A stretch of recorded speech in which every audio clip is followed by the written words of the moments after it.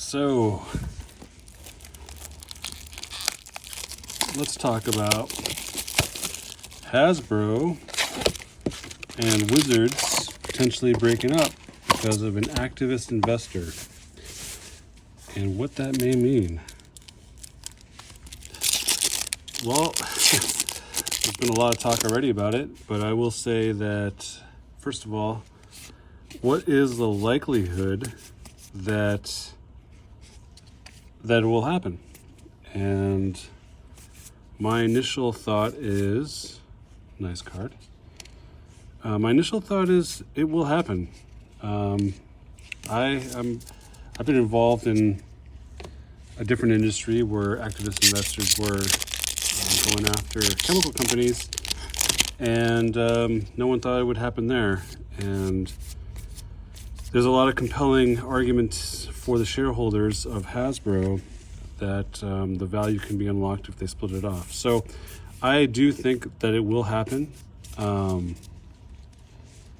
What does that mean for the future of Magic?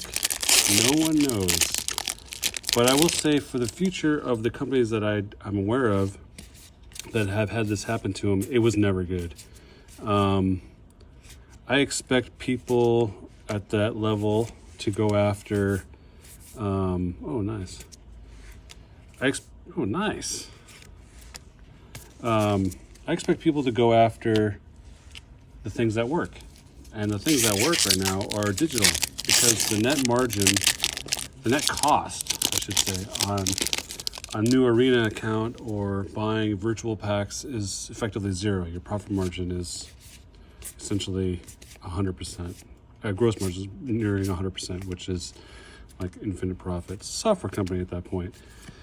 People love software companies because the cost is low to, once you've deployed it, to take care of it. So I think that's something we should all expect. I don't believe we'll, what other changes will occur. I don't know. I do think that they'll dip into, the equity of the brand a little bit more. What's going to happen to the reserve list? I don't know. I think there's a lot of risk there if it changes hands. I just think that for the most part, you might see a digital product, digital legacy product that incorporates the reserve list. So maybe not in paper. Generally speaking, though, I see the paper product really taking a back seat. Nice. Yeah, that's my personal opinion, because the cost associated with making the paper, marketing and selling, distributing, it's really high relative to the digital products. So I think you're going to see a hard push on digital, which may or may not be good or bad. I just think we're going to see a real, I don't know how to put it,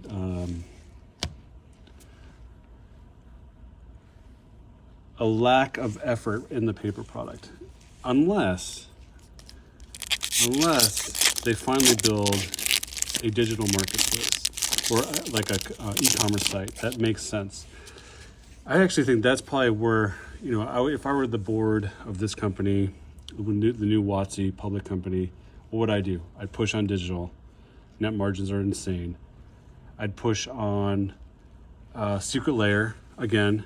Why is that? Why would you go after Secret Layer? Because they know in advance how much product they need to make. So the margin of error on the print runs and the amount sold is near zero, which is fantastic from a production standpoint. So they make exactly what they need to sell, and that's it. Then they move on, and the margins are very high. It's because the product prices really, think about it, it's hundreds of dollars for pieces of cardboard. It's a pretty good deal. So I think that I would push on that if I were them. I'd push on digital. Nice, Black Dragon like that. Nice. I like the lands there. So yeah, I'd push on the digital. I'd push on Secret Layer, And then with regards to the paper product itself, products like this, yes, you're going to keep something like collectors or set boxes or all. That's not going to, I don't think that's going to change. But who's going to take the biggest hit from this? I think it's going to be the distributors. And of course, potentially the LGSs. But I think there's a way for LGSs to win here and for the distributors to lose.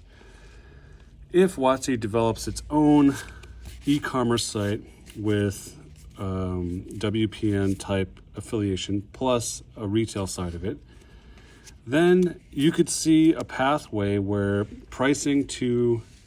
where essentially WOTC acts as its own distributor and ships direct to those. Oh, nice! I like that card.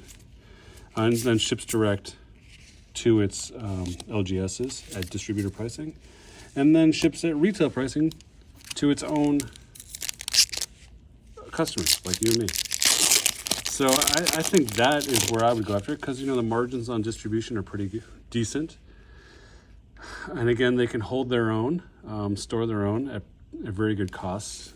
So I think that's where I would go after if I were them. So again, digital, a reduction in paper, and maybe a small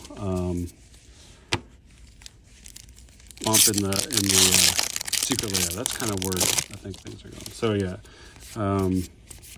but change is going to come. There's just no way around it. I think people are not going to sit on the brand and sit on the equity. They're going to try to move it in creative ways. So I think you're going to see reserve list cards in digital format. That's my big difference, I think, than a lot of other people. On a limited or historic type launch on Arena. So that's where I see that happening.